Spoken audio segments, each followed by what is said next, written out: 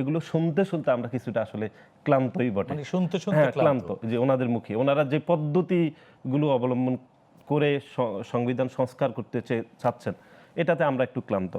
প্রথমত হচ্ছে আমার সহ-আলোচক এনসিপির সম্মানিত যুগ্ম সদস্য সচিব যেটি বললেন, যে আপনি ওনাকে জিজ্ঞেস করেছিলেন ক্লান্ত কিনা অনেকগুলো বিষয়। আমি ব্যক্তিগতভাবে মনে করি 5 তারিখের পরে আমরা আসলে একটু ক্লান্তই বটে। এসব কারণে ক্লান্ত, কারণ হচ্ছে জুলাই সনদ, সংবিধান সংস্কার পরিষদ, সংবিধানে জুলাই সনদকে অন্তর্ভুক্ত করা, যাবতীয় কার্যাবলীকে ওনারা যেভাবে আলাপ আলোচনা করেছেন, প্রতিটি বিষয়কে একটা জগাখিচুড়ি অবস্থা তৈরি করেছেন, এগুলো শুনতে শুনতে আমরা কিছুটা আসলে ক্লান্তই বটে। শুনতে শুনতে হ্যাঁ, ক্লান্ত, যে ওনাদের মুখে ওনারা যে পদ্ধতিগুলো অবলম্বন করে সংবিধান সংস্কার করতে চাচ্ছেন, এটাতে আমরা একটু ক্লান্ত। আর যখন সংস্কারের প্রশ্ন আসে, তার মানে তো এই সংবিধান রেখেই সংস্কার করতে হবে। হ্যাঁ, এটা আমি আসতেছি। আর আরেকটি, ওনারা বলছেন যে ওনাদের ডাকে, একটু উনি বলেছিলেন ওনাদের ডাকে সাড়া দিয়ে লক্ষ লক্ষ মানুষ আন্দোলনে নেমে এসেছিল, এটি সত্য। কিন্তু তখন কিন্তু ওনারা পলিটিক্যাল পার্টি ছিলেন না। আমরা দেখেছি ওনারা পলিটিক্যাল পার্টি ফর্ম করার পরে ওনারা ডেকেছিলেন, কিন্তু যতজন ক্যামেরাম্যান, যতজন সাংবাদিক উপস্থিত হয়েছেন, তার থেকে কম কিন্তু লোকজন উপস্থিত হয়েছেন। সুতরাং এখনকার বাস্তবতা কিন্তু আলাদা। আজকে আপনি দেখেন যে সংসদে অনেকগুলো বিষয়ে গুরুত্বপূর্ণ আলাপ আলোচনা হয়েছে। এই আলাপ আলোচনাগুলো থেকে আমি স্পষ্টত যেটি মনে করি, সেটি হচ্ছে বাংলাদেশের সাধারণ মানুষ এই আলোচনাতে এক ধরনের, আমি মনে করি একদম ক্লান্ত। এই জন্য ক্লান্ত। আমি একটু বলি, সেটি হচ্ছে সাধারণ মানুষ আসলে বুঝতেছে না যে এনসিপি আসলে কি করতে চাচ্ছে, সেগুলি সাধারণ মানুষ বুঝতেছে না।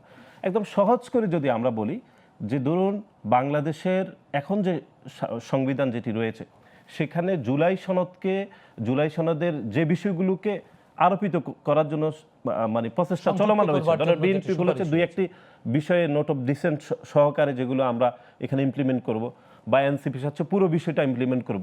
সেটি একদম সহজ করে যদি বলি, সেটি হচ্ছে যে এনসিপি চাচ্ছে বাংলাদেশের এখন যেরকম একটি সংসদ চলমান আছে, এটির আরেকটি প্যারালাল, আরেকটি তারা সংস্কার পরিষদ গঠন করবেন। মানে এটির কি আদৌ কোনো দরকার রয়েছে? কিন্তু আমরা যেটি বিএনপির পক্ষ থেকে, না বিএনপি যেটি চাচ্ছে যে সংবিধানের যে বিষয়গুলো আমাদেরকে খুনি হাসিনাকে এরকম একটি অরাজক পরিস্থিতি তৈরি করছে, স্বৈরাচার হিসাবে নিজেকে তৈরি করার ছিল, সেগুলোকে বাদ দেওয়ার জন্য জুলাই সনদ যাবতীয় বিষয় যদি আমরা সেখানে এস্টাবলিশ করতে চাই, তাহলে আমরা তো প্রচলিত ধারায়, অর্থাৎ সংবিধান যেভাবে আমরা সংশোধন করি সেভাবে করা সম্ভব হচ্ছে। আপনার কাছে কি মনে হয় যে এই দাবি করতে গিয়ে তরুণ প্রজন্মের যারা রাজনীতিক আছেন, আপনি পার্সোনালি নিয়েন না, কিছু কিছু ক্ষেত্রে আপনারা সংবিধানের বাইরে চলে যাচ্ছেন? না, তা তো যাচ্ছেই, যেটি গতকাল আমরা এনসিপির সর্বকনিষ্ঠ সংসদ সদস্য হান্নান মাসুদের বক্তব্য থেকে আমরা যেটি খেয়াল করলাম, তিনি বলেছেন 72 সংবিধানের বিষয়ে তিনি তার যে বক্তব্য দিয়েছেন, তিনি জেনজির কথা বলেছেন। কিন্তু অনেকেই সামাজিক যোগাযোগ মাধ্যমে বলছিলেন যে জেনজিদের যে প্রতিক্রিয়া সংবিধানের বিষয়ে, সেটির প্রতিক্রিয়া হান্নান মাসুদ মিসকোট করেছেন। বরং 72 সংবিধান নিয়ে জামাত ইসলাম যেরকম করে গত 50 বছর ধরে বলে আসতেছিল, সেটি হান্নান মাসুদ এনসিপির পক্ষ থেকে সেটি করেছে বলে গতকালে আমি লিখেছি আমি।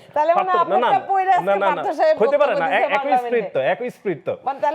তার মানে হচ্ছে 50 বছরে জামাত ইসলাম যা যা বলতেছিল, গতকাল হান্নান মাসুদ সেটাই বলেছেন। কিন্তু হান্নান মাসুদ বলেছেন যে এটা নাকি জেনজিদের প্রতিক্রিয়া। আমি মনে করি এটি কোনোভাবে জেনজিদের প্রতিক্রিয়া এবং জামাত ইসলামী বা বিরোধী দল যদি বলি, এরা কি একই?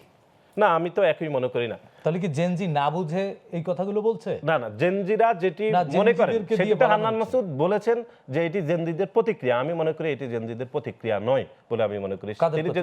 হ্যাঁ, এটি জামাত ইসলামের প্রতিক্রিয়া। হান্নান মাসুদ নিজেই তাদের প্রতিনিধি হয়ে এনসিপি এটি বলেছেন বলে আমার মনে হয়। তাদের তো একটি রাজনৈতিক সমঝোতার জোটও আছে, তো বললে দোষেরই বাকি না, দোষ আমি বলছি না। তাহলে এনসিপি যে একটা, আমরা যে এনসিপিকে যেভাবে দেখতে চেয়েছি, যে তারা একটা লিবারাল ডেমোক্রেসিতে থাকবে, তারা একটা মধ্যপন্থা অবলম্বন করবে, তারা যেরকম করে সরকার রাজনৈতিক দল গঠন করার সময় তারা বলেছেন শহীদ প্রেসিডেন্ট জিয়াউর রহমান যে মডেলে বিএনপি করেছে, তারাও সেম মডেলে এনসিপিকে দেখতে চান। কিন্তু আমরা ধীরে ধীরে তো সেটাই দেখছি না। বরং তারা এখন যে বক্তব্য বিবৃতিগুলো দিচ্ছেন বরং সেটি জামাত থেকে অনেক বেশি এক্সট্রিম হয়ে যাচ্ছে, আরো বেশি উগ্রতার দিকে যাচ্ছে দিন দিন এনসিপি। এরকম করে চললে তো এনসিপি রাজনৈতিক দল হিসাবে আমি মনে করি জামাতের পেটের মধ্যে ঢুকে নিজে বিলীন হওয়ার এক ধরনের সমূহ সম্ভাবনা আছে বলে আমার মনে হয়।